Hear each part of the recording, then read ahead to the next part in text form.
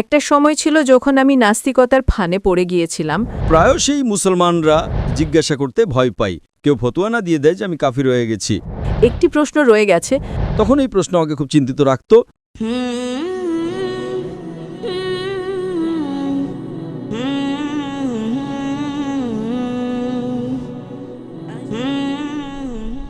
আমার নাম ইয়াসমা আসাদ গিল এবং আমি একজন অভিনেত্রী। একটা সময় ছিল যখন আমি নাস্তিকতার ফাঁদে পড়ে গিয়েছিলাম, যখন আমি আমার স্নাতক করছিলাম। কিন্তু আলহামদুলিল্লাহ আপনার ভিডিও এবং আপনার লেকচার শুনে আমি আমার ধর্মে ফিরে এসেছি এবং আমার বিশ্বাসকে আমার কাছে ফিরিয়ে দিয়েছে। তাই এর জন্য আলহামদুলিল্লাহ। এবং আমার দেশে, বিশেষ করে আমার শহরে আসার জন্য আপনাকে ধন্যবাদ। তো প্রশ্নটি হলো, যদি আমি কিছু ভুল বলি তবে আমাকে ক্ষমা করবেন, কারণ আমার জ্ঞান অনেক সীমিত। কিন্তু যখন আমি গবেষণা করছিলাম তখন বাকি সব কিছুই আমি বুঝতে পেরেছিলাম, কিন্তু একটি প্রশ্ন রয়ে গেছে। সেটি হলো এই যে পূর্বনির্ধারণের ধারণা এবং তারপর আমাদের অর্থাৎ মানুষ এবং জিনদের স্বাধীন ইচ্ছাশক্তি থাকার ধারণা, তাই না? তো যদি সবকিছু আগে থেকে লিখে দেওয়া হয়ে থাকে, যদি সবকিছু পূর্বনির্ধারিত হয়, তাহলে এই যে ধারণা যে যদি একজন চোর কোথাও চুরি করে তাহলে সেটা কি আগে থেকেই লেখা ছিল না? তার জবাবদিহিতা কি স্বাধীন ইচ্ছাশক্তি অনুসারে? বোন একটি গুরুত্বপূর্ণ প্রশ্ন জিজ্ঞাসা করেছেন এবং তিনি বলছেন যে তিনি আগে একজন অভিনেত্রী ছিলেন এবং নাস্তিকতার জালে ফেঁসে গিয়েছিলেন এবং আমার ভিডিও এবং লেকচার শোনার পর আলহামদুলিল্লাহ তিনি দিনের দিকে ফিরে এসেছেন এবং আল্লাহ সুবহানাহু ওয়া তাআলা তাকে হেদায়েত দিয়েছেন। আমি আপনাকে ধন্যবাদ জানাতে চাই যে আপনি ফিল্ম ইন্ডাস্ট্রি থেকে ফিরে এসে সঠিক পথে এসেছেন। এটা খুব কঠিন। যদি মিডিয়ার জালে কেউ ফেঁসে যায় তবে বেরিয়ে আসা মুশকিল, কিন্তু আল্লাহ তাআলা অনেক মানুষকে হেদায়েত দিচ্ছেন, আপনাকেও আল্লাহ হেদায়েত দিয়েছেন। তার মূল প্রশ্ন হল তাকদীর সম্পর্কে, নিয়তি এবং স্বাধীন ইচ্ছা শক্তি নিয়ে, যে যদি আল্লাহ সুবহানাহু ওয়া তাআলা আমার তকদিরে লিখে দেন যে আমি মদ পান করব আর আমি মদ পান করি, তাহলে দায়ী কে? আল্লাহ? নাউজুবিল্লাহ। এই প্রশ্নটি খুব সাধারণ, কিন্তু প্রায়শই মুসলমানরা জিজ্ঞাসা করতে ভয় পায়, কেউ ফতোয়া না দিয়ে দেয় যে আমি কাফির হয়ে গেছি। আল্লাহ সুবহানাহু ওয়া তাআলা কোরআন মাজিদে মানুষকে প্রশ্নোত্তরের জন্য উৎসাহিত করেন। তাই কোরআন মাজিদে আপনি পড়বেন ৩২২ বার ৩২৩ বার বলা হয়েছে কুল, কলু, এবং ৩২৩ বার আল্লাহ বলেন কুল, তাদের বলো। অর্থাৎ কোরআন মাজিদে একটি প্রশ্নোত্তরের বই। ৩২২ বার জিজ্ঞাসা করা হয়েছে এটা কি প্রশ্ন, আল্লাহ বলেন কুল, বলো। তারা জিজ্ঞাসা করল আল্লাহকে, কুল হু আল্লাহু আহাদ। তো এই কুল প্রশ্ন করা কোনো খারাপ জিনিস নয়, কিন্তু এই প্রশ্নটা খুব সাধারণ যে আমরা তাকদিরে বিশ্বাস করি, এটা আমাদের ঈমান। তাহলে আল্লাহ তাআলা যদি তাকদিরে লিখে দেন যে আমি মদ পান করব আর আমি মদ পান করি, তাহলে দায়ী কে? আল্লাহ? নাউজুবিল্লাহ। এর উত্তর হলো আমাদের বুঝতে হবে তাকদিরের মানে কি। এই প্রশ্ন যখন আমি দাওয়াতের ময়দানে প্রায় ৩৫ বছর আগে শুরু করেছিলাম, তখন এই প্রশ্ন আমাকে খুব চিন্তিত রাখত। কেউ আমাকে জিজ্ঞাসা করেনি, এটা আল্লাহর রহমত। আল্লাহর রহমত যে উত্তর পাওয়ার পরেই মানুষ জিজ্ঞাসা করে। তো প্রথম কয়েক বছর অনেক গবেষণা করেছি, কিন্তু কোনো কিতাবে উত্তর পাইনি। উত্তর পেলাম, তারপর আমি উলামাদের জিজ্ঞাসা করলাম এটা কি সঠিক। তারা বললেন মাশাআল্লাহ, ভালো উত্তর। এখন আমি আপনাদের সামনে পেশ করছি।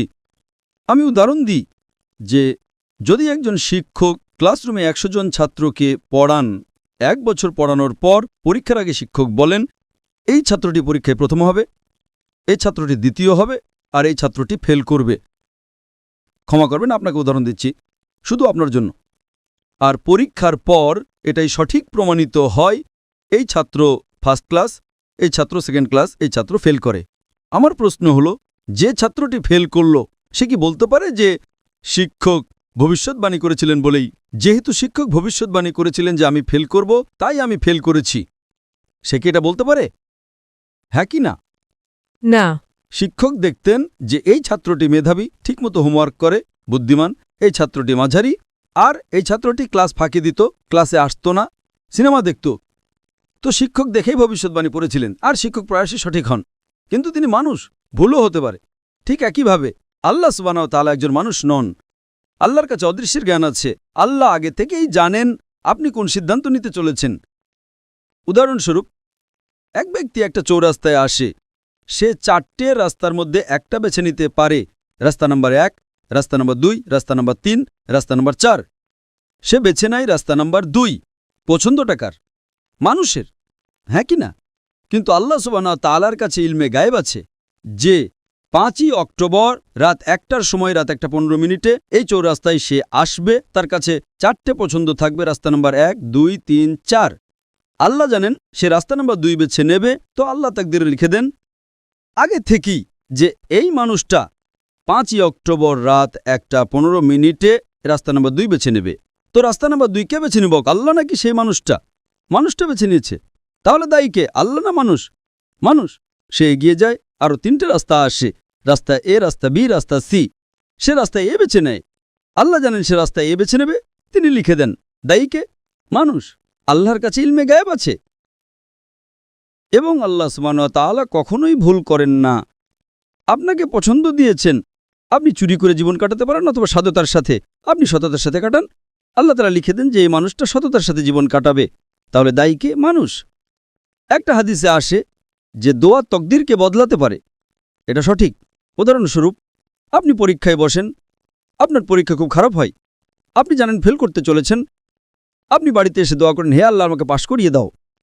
আল্লাহ সুবহানাহু ওয়া তাআলা আগে থেকেই জানেন যে আপনি এই তারিখে পরীক্ষায় বসতে চলেছেন আর আপনি ফেল করবেন। আল্লাহ এটাও জানেন যে আপনি বাড়িতে এসে দোয়া করবেন, হ্যাঁ কি না? আল্লাহ এটাও জানেন যে আল্লাহ দোয়া কবুল করবেন কি না। আল্লাহ দোয়া কবুল করে নেন। তো তকদিরে লেখা থাকে যে এই মেয়েটি পরীক্ষায় যায়, ফেল করতে চলেছিল, বাড়িতে এসে দোয়া করে, আল্লাহ দোয়া কবুল করে নেন এবং তাকে পাশ করিয়ে দেন।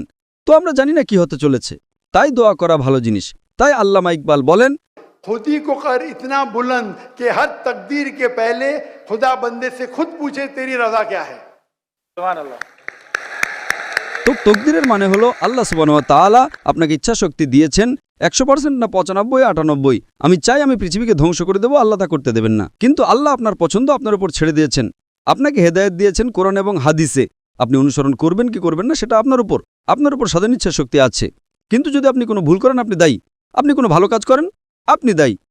তো এই জন্যই তকদির সম্পর্কে আল্লাহর ইলমে গায়েব আছে। তো যে কোনো ভুল কাজ আপনি করেন আল্লাহ আপনাকে দিয়ে করান না। এটা যদি আপনি বুঝে নেন তাহলে ইনশাআল্লাহ আপনি কোরআন মাজিদের শিক্ষায় আমল করবেন এবং ইনশাআল্লাহ আপনি জান্নাতে যাবেন। আশা করি উত্তরটা পেয়েছেন। আপনাকে অসংখ্য ধন্যবাদ।